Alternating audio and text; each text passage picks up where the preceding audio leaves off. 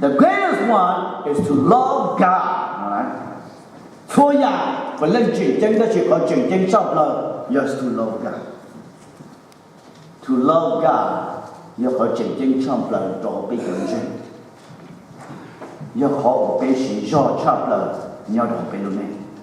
To love God is the most and the greatest important thing for us as a Christian. It's the harder things that we work every day to love our God. To love it to watch. If I just don't know how to be able to love watch, cơ xía, cơ chữ, cơ plá, cơ lúc đa lúc sống. Bê tu Chúa Giêsu lưu như lệnh gì liền là. Bê tu Chúa Giêsu lưu như lệnh gì, bê tu Chúa Giêsu lông như lệnh gì lưu liền là. Bê tu Chúa Giêsu thì ngũ yên chỉ hai cha li cụ chỉ hai, ngũ yên chỉ hai châu cha li cụ chỉ có cụ hai, ngũ yên chỉ hai tàu cha li kia, cụ chỉ uo cha li cụ chỉ, cụ uo ý nhà li cụ chỉ có cụ uo gì. Cụ chỉ có cụ hai li cha thì cụ hai trơn đại li đó, cụ chỉ có cụ uo li cha thì cụ uo trơn đại li đó, có xin đó. Cụ yên chỉ uo cha, cụ yên chỉ uo trơn, cho cụ lưu cụ chỉ. Để cụ uo đi nữa. Giờ thì cha ba chú tiên liền có bây giờ chủ lưu ba chú. Why? Why are we to love God? Too many Christian people only believe in God, but they not love God. Do you ever realize that? Do you ever realize that a lot of Christians out there only believe in God, but not loving God? Believing is the first step. Believing Jesus Christ is the first step for us to come to God. But loving is the beginning of our relationship with God. Có một bao thì sẽ trong từ chuẩn chân ba chữ lợi chuẩn chân ba chữ chứ tới chỉ lợi tới chỉ đúng không? Sau cái chân cho họ số thơ cho bé tàu là một chùa ba chữ. Ta chỉ sau cái lưu cho họ cứ bé của nền cho ba chữ chỉ trôi sống. Every day của bên trong ba chữ chỉ trôi sống cho họ sau cái lưu mà. Why is love? Giờ tôi trả sau cái lưu thì cái sau cái lưu là the greatest of all. Why must love? Because love is the greatest of all. Let's look at it. Bây giờ sẽ giờ họ chủ yếu họ lưu, giờ họ lưu giờ họ lo cha. Nhớ đó ít có lần đó trong cổ bé này cổ bé. 1 Corinthians chapter 13 verse 13. Love is the greatest of all. That's why love needs to come first. Cái lưu giờ giặc lo cha số giặc. Nhớ đó ít có lần đó trong cổ bé này cổ bé. Now these three remain. These three remain. Everything else, done. But only three things remain. At the end, everything else will be done. But only three things: faith, hope, and love. But the greatest of this is love. Right? Sự bảo là thì nhớ là họ luôn đi tới nó cái sự cái mua nhẹ mua chia mua chấp mua giả. Nhưng有不但错好啲事物，但是我俾人有我nhau每一次，有幾正的幾介些的幾路，但是人我落閘了，有幾路，有可能能俾我nhau手辦全都即話全都得就嘅有幾路啦是，但是呢俾是幾正的幾介些的幾路，但是人能俾我nhau話全都得就嘅，全部幾正幾路啦，有我俾人做話全nhau OK啦，就俾做十幾路啦是。Our faith and love chỉ nhau như thế nào, but our love continue from here to heaven. And nó bên một nhau sống tu thì bên nhau cho cái lưu là gì? That's why chúng ta lúc đó thì cho cái lưu cho họ eternal, họ siết chặt, họ vạn chữ nhau cái lưu. Because God is love. God is love. Số nhà ở bên cao nhau lúc như thế nào? Số nhà ở bên sâu nhau lúc như thế nào? Everything that we know, everything that we have here on earth will be gone one day. But love will forever. Because God is love. Tuần này giờ là chỉ chân gì là? Tuần này giờ là chỉ chân gì? Tuần này mua nhẹ là chỉ mua gì là? Tuần này nó cái nhau trong lò nên nuôi gì trong mỏ rồi rồi là. Tuần này我mua khẩu bạc cụ chế là in nông nữ đi chỉ enjoy là do khẩu bạc cụ chế là nên chủ yếu mua trở được tụi khen mua món món khen là sự. Sau đây nó là有 block 有什么的。Sự bảo lâu như hạt địa, every day của nhau lúc địa tên nó để tin hình chuẩn giờ in nhục liệt để thông được lòng, ta chỉ cho cái lưu nhận cho nhau bị gì, đó họ cho cái lưu thì là cho bên trong văn chữ một cái gì đó, cho cái chân, là cho cái tiền một giải văn chữ cho công, cho cái lưu là cho một trong văn chữ gì đó rồi, một cái what about you? Believing God is more of receiving from God. Loving God is about giving yourself to God. Love will take us Christians to a fellowship with God. I believe that God can do this and that and that and that.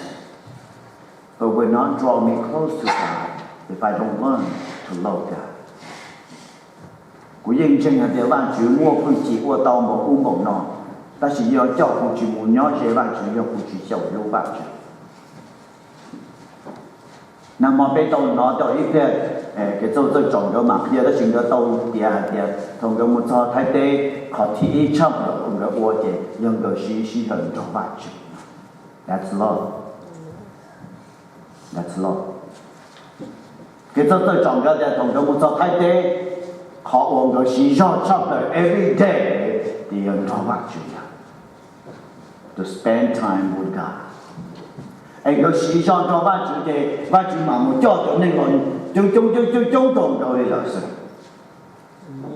Spend most of their time with God to have fellowship with God. Cho vạn chữ sĩ cho xong.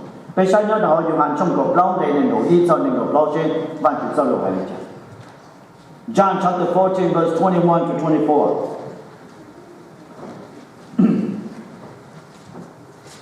John trong cuộc lâu để nên đổi ý cho nên cuộc lâu thì whoever has my commands and obeys them, he is the one who loves me. He who loves me will be loved by my Father, and I too will love him and show myself to him. Nhớ trong đây nên obey. Jesus replied, if anyone loves me, he will obey my teaching, and my Father will love him, and we will come to him and make our home with him. Giờ đây là từ khâu của tên lục sản phứ, thiết bộ trở lên của tên lục sản phứ, tên nữ thiết giờ của lục cụ. Tùa nữ lục cụ mà của lên gì đó lục nữ hành, thiết cụ lò đó lục nữ hành, thiết cụ đó kia cụ tụ khen đồ nữ. Đây là đồ bê, Chúa Giêsu tê. Giờ ít tụ nâng tư của nữ lục cụ mà nữ dân đó của trở lên của tên lục cụ kia. Mà của lên gì đó lục nữ hành, mà cụ chỉ đấy cụ có lo một chuột nữa mà có lo của lúc chế đó họ nữa fellowship and have a good time. Chúa Giêsu và Chúa nên nông lo một đó lúc và ở đây lo một đó ông chỉ trong rồi. Thầu và Chúa chỉ trong đó yên thọ ông cái nhớ đó họ lúc và ở đây và Chúa nên nông lo một đó rồi chỉ trong rồi.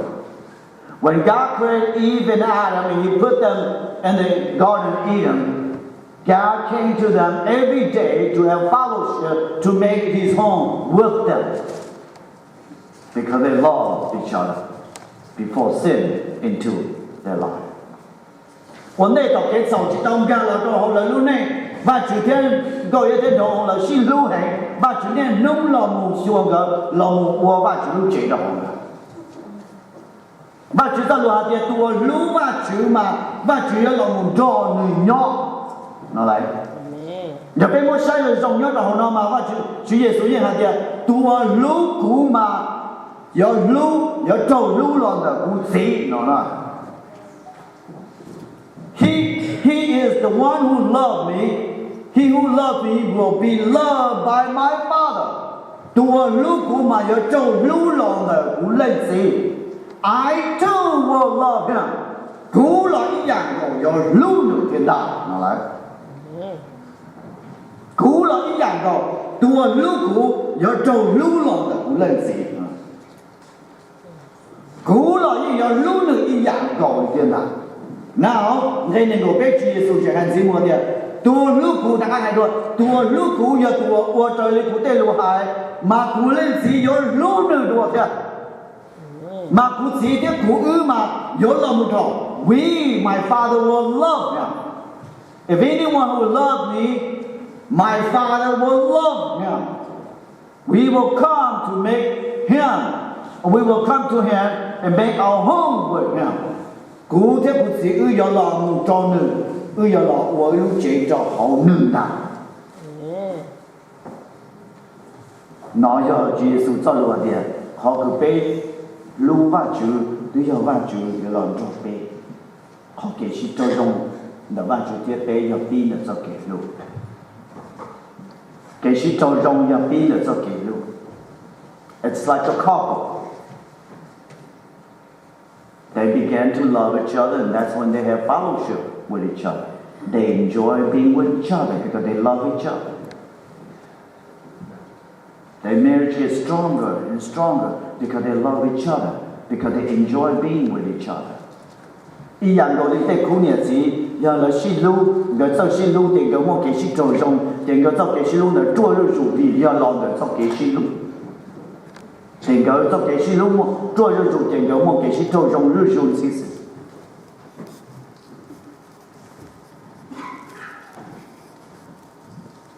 cho nên là Chúa Giêsu ở đây cho cái lũ lo cha nhất là hôm nay cổ tên John chapter 15 verse 13 nhà này chuyển cho của nhau kể được không ạ?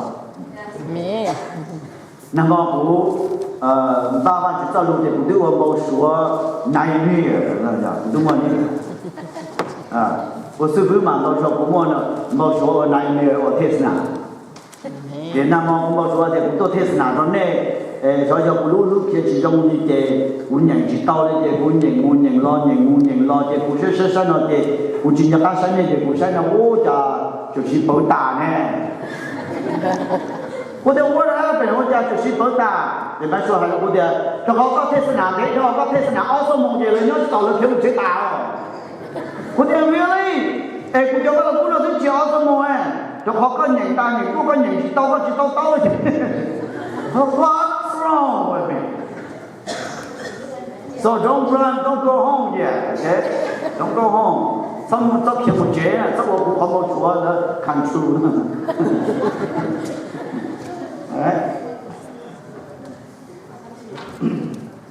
Chúa Giêsu hay nhất đó Gioan trong cổ chín này cổ bé in John chapter 15 verse 13 Greater love is no one, a greater love has no one than this, that he laid down his life for his friend, and you are my friend.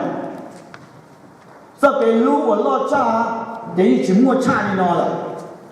Sau cái lũ của lo cha thì giờ nhiều mua được cho xe cho một thầy, nhiều tụ không chịu, để này giờ cũng được không chịu, để và chịu lũ bê chọc là, để và Chúa Giêsu thì để mua được cho xe là một thầy bê, để giờ cho cái lũ lo chọc là. Để cho mua cho sự một thầy để lo được cho cái lũ để thì thành tạo sao để lo được cho cái lũ để thì thành because of love Christ gave his life for us because of the greatest thing that is love that he gave his life for us nothing else caused him to give his life because of the greatest thing is love nhưng chỉ mua là giả của đó nhưng mua tàu nhưng lòng được những số kỷ lưu ở những mua được cho nên là bạn chỉ cho lưu thì là gì bạn chỉ lưu về để có về lưu để họ cho kỷ lưu để họ lo cho ít khỏi gì vì cho kỷ lưu do có thể cũng thế này đây một sai nhau rồi bạn chỉ cho lưu cho tu là trong có on này có về trong có lâu in the book of Ecclesiastes chapter 12 verse 13 to 14 love and God is our ultimate test.